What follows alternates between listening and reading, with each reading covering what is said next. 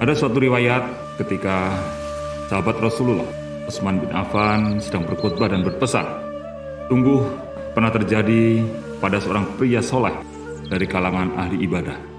Dia rajin beribadah ke masjid. Suatu ketika, dia bertemu dengan seorang perempuan nakal.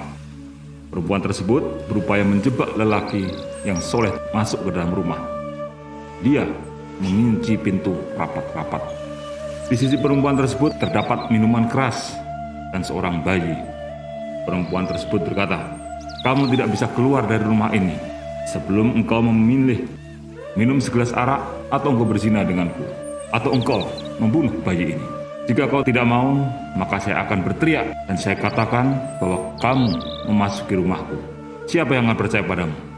Kemudian laki tersebut menjawab, 'Saya tidak mau melakukan perbuatan keji, berzina, ataupun membunuh jiwa seseorang.' Akhirnya, lelaki tersebut minum segelas miras. Demi Allah, dia menjadi mabuk, sehingga dia pun berbuat zina dengan perempuan tersebut. Dan karena dalam kondisi mabuk, dia kemudian membunuh bayi itu. Itulah bahaya khamar. 3 kejahatan sekaligus bisa ia lakukan. Segala sesuatu yang memabukkan termasuk golongan khamar. Termasuk di dalamnya adalah narkoba. Oleh karena itu, kita hindari narkoba.